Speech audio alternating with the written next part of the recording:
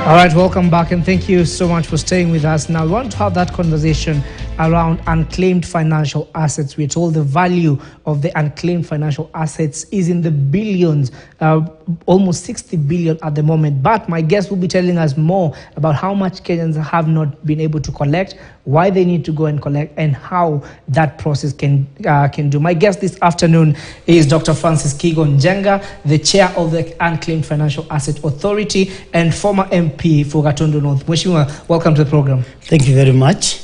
All right, so first things first, Doctor, one of the things that Kenyans really do not understand is when we speak about unclaimed financial assets, what are we talking about? What are these unclaimed assets? Okay, the Unclaimed Financial Assets Authority is a parastatal, an authority under the National Treasury that is founded on the provisions of Act number 40 of 2011. Mm-hmm. And the reason why this organization was set was to collect any money that is really not yours, that you are holding and cannot locate the owner. All that money should be submitted to the Unclaimed Financial Assets Authority so that upon receiving it, we safeguard it, and thereafter unite it with the owner.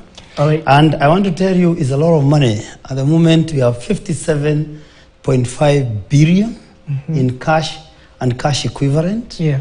And most of these are shares, others are abandoned cash in bank accounts, in mobile service providers, especially the Safaricom and even Airtel and the Telcom. All this money is remitted to us. Under the law, every Kenyan is supposed to recognize this money and submit before the 31st of October. Yeah. If you don't do that, then you are contravening the laws of Kenya. Okay, Mheshimiwa, then therein comes the question of how does an asset become unclaimed? An asset becomes unclaimed is actually abandoned. Remember, everything that actually we call unclaimed had an owner, but it is abandoned. One of them are the traveler's checks. You know the traveler's checks? They are still being used. And you have people who will come to this country and they spend part of their traveler's check and then leave and disappear to other parts of the world. The values of those traveler's checks that are not spent are sent to us. And we are supposed to look for the owner and give the owner that money. We also have money orders or other written instructions.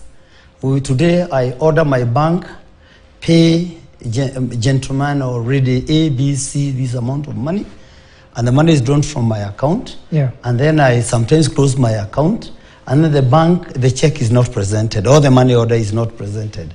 That money becomes unclaimed. And I want to tell you another very funny thing. When you shift from your number, your mobile phone number, sometimes people are so in anger, they even don't actually remove all the money in M-Pesa. Others don't even actually spend their data and their voice, the amount of money that is invested in your line. You just shift to another mobile provider, even to another number, leaving all that money there unclaimed. And that money, Safaricom or Airtel or Telcom or any other provider will collect this money and send to the Unclaimed Financial Assets Authority. Okay, because then there's a number of people that maybe would not even be aware of what happened to their resources. And that's what I really want you to help us understand in terms of the process of how an asset becomes unclaimed, who then submits it to the authority. The holders, the one who submits the authority is called a holder. A holder, and our majority of them, we have the commercial banks. The commercial banks are holders. When you hold that money, we refer to you as a holder. And you are the one who is obliged to send that money to us. Then we have also cases for people who have died without even letting their spouses or their beneficiaries know that they had invested in institutions. And then if this money stays there, you cannot claim the owner within a period of 2 years. You're supposed to bring the money to us. So the holders, most of them, commercial banks, mobile providers, Even actually, we have the cooperatives, we have the SACCOs, we have even employees. Yeah. There are people who abandon their wages and disappear, never to be even found wherever they went. So such money should be surrendered to us. But most important are the monies that you hold. If you cannot locate the owner, even you, even private investors, even private institutions, you are obliged and you are supposed to submit the party to us because you qualify to be a holder immediately. Okay. You hold such money. All right. Now, when you look at some of these assets, what would you say is the leading stream of unclaimed financial assets?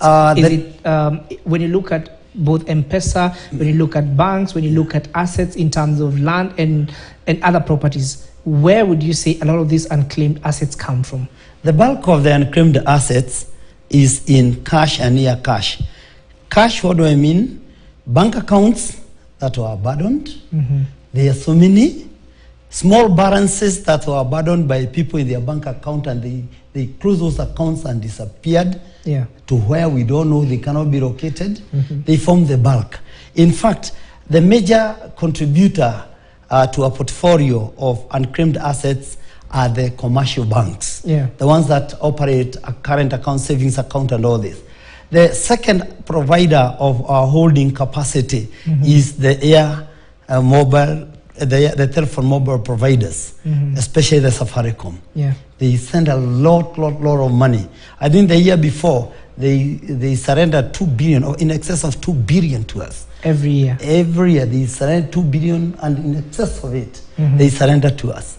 But majority of the holders are the financial institutions or the finance subsector, and then the mobile phone providers, and then the SACCOs. There are so many savings that have been abandoned in SACCOs by people who didn't even actually indicate clearly who the next of kins are. The other ones are insurance companies.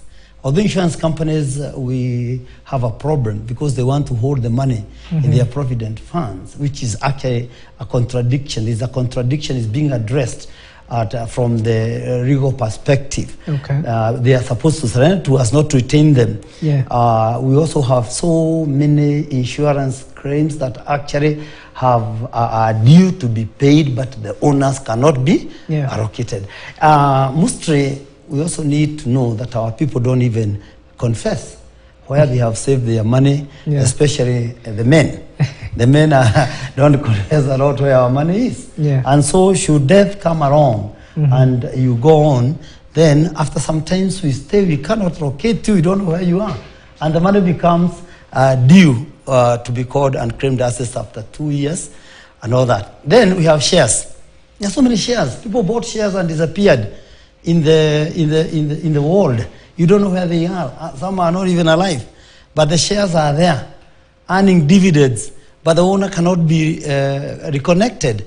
So they are surrendered to us, but we allow such holders to remain with the shares as we remain with the right, as if we are the owner. So we receive the dividends, and we have the registers now that the shares held in this institution to this category belong to people who cannot be identified. Okay, Daktari, then one would wonder, I used to have an account at Bank X, then I moved out of the country and forgot about it. It has been 5 years, it has been 6 years. How then do I know and verify that I have some of my assets that were unclaimed? Where do I go? Okay, now that is why we have a massive campaign now to let people know that we exist and we hold their money. You see, today I'm here talking to the people of the world to tell them that we hold people's money. People who are alive and people who need the money. And all you need to do is to get to your cell phone and dial *361#. *361#. Am I going to be charged? Is there a tax that I expect to be charged because this money, let's say, has been held by government for this time? No, you're not going to be charged. *361#, you register, and then you check whether you have unclaimed assets. Once you check you have unclaimed assets, then you go to our website and download the form, fill in the form, have them certified, and then you send to us. We start the process of reunification. One and his money. But most people are now getting aware we are really on a massive campaign. Tomorrow, we'll be in Nakuru County. You'll be sensitizing people, educating people about the existence of the Unclaimed Financial Assets Authority and existence and the probability of them being actually the people you're looking for to unite with their money. And we're doing very well because we've now reached 2 billion unification. Okay, now, then one might wonder, how then do I make sure that my assets do not become unclaimed? What do I need to do? What people need to do is, first, they should keep inventory of their assets. And secondly, they should also rate their beneficiaries, their spouses, their children, know what they own. Transparency must come in now, so that in case you are passed on, then in your administration, in the process of your administration, those assets will be captured. And once they are captured, they will not be unclaimed. They will be actually held for the estate of the deceased. But most people don't want to do that. People don't want to write wills. People don't want to tell their spouses where they have some money somewhere. They don't even disclose their children. So we need to keep proper records of what we own and proper follow-up. And also let the keepers of such wills and the families to know that you have accounts in that and such a place. So that in case of demise, then they are held in the administration instruments. All right. And of course, whenever we talk about government parastatals, there's the question of bureaucracy. That someone says, I will come in, I will fill in the form to claim my assets, but then I will be taken around in circles. What have you done to ensure that this bureaucracy has been cut down and that people are going to claim their assets and actually get them within a short time? You're very right. The bureaucracy in government also captured us. And it used to be a long process, filling so many documents. First, remember, we have the obligation to safeguard. We have to safeguard. We need to safeguard the money. Otherwise, the money can go to the wrong people. But the process has been found to be quite long and tedious. And then what we have decided is to amend the law and the regulation, and also seek exemption of some existing laws. One of them is, the data protection. The data protection is there as a law in this country, and people's biodata are not given freely, and you have an obligation to maintain them without giving it to a third party. Now, we are seeking that we be around to access biodata of individuals. So when we receive from the holders these unclaimed financial assets, we just go to your biodata and try to locate you. But isn't there a risk of privacy? Yeah, that is what we are saying. There is a risk of privacy, and that privacy, you see, for us to be able to identify you and give you money, we need to know your biodata. We are just like people who do surgery. We will have to actually to undo you so that we can repair you. So we can undo you so that we can pay you your money.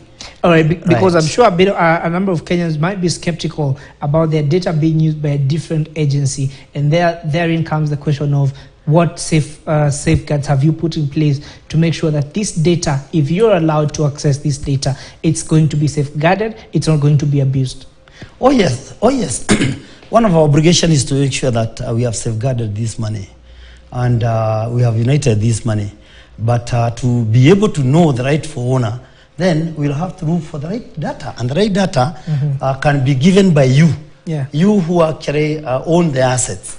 Today, if I want to know that Dr. Jenga has some money, I'll have to identify myself. However, upon identification, we have noted the process is wrong, and we have sought amendments to the regulations so that you're able to claim your money from your phone. We are able to identify you. We have the list of all Kenyans and their ID numbers. So today, even if we want to know your ID number, we are allowed that access. And immediately we know that you are the person who is claiming the money, and we verify. We should be able to send your money online without wasting time. We are currently refunding money once well claimed and verified within 21 days. But we want to do it even within 7 days, so that we bring back this money to the mainstream economy. We have an obligation to bring the money back to the mainstream economy so that the bottom-up economic model, which is our government's priority approach to aiding sufferings of our people, is also financed. All right, Daktari, you have a tenure of, I believe, 3 years. Now, I want to know from where you sit in the next 3 years, by what margins are you looking to reduce these unclaimed assets? Currently, you say we are at 57 billion, heading towards 60. By the time your first term comes to an end, we don't know whether it's going to be renewed or you'll get something better. The question is, by what margin do you want to reduce it? Thank you very much. A baseline survey was done, and the money lying outside there with the holders totals to 241 billion. Money we can identify, but is lying there with the holders, unremitted, 241 billion. It is my hope that I will be able to at least get to 200 billion money being released to us by the holders, so that at least we'll have safeguarded such huge amount of money. It's also my belief that with the campaign that my board and my management is doing, we'll be able to reunite, not 2 billion. Within a year, we should be reuniting even up to 10 billion, so that at least we're able to actually give back this money. It's hard, even in Africa. We are only Kenya has the Unclaimed Financial Assets Authority. No other country in Africa. In fact, we are members of NAUPA. NAUPA is the Northern America, that is USA, Canada, and other countries of the West.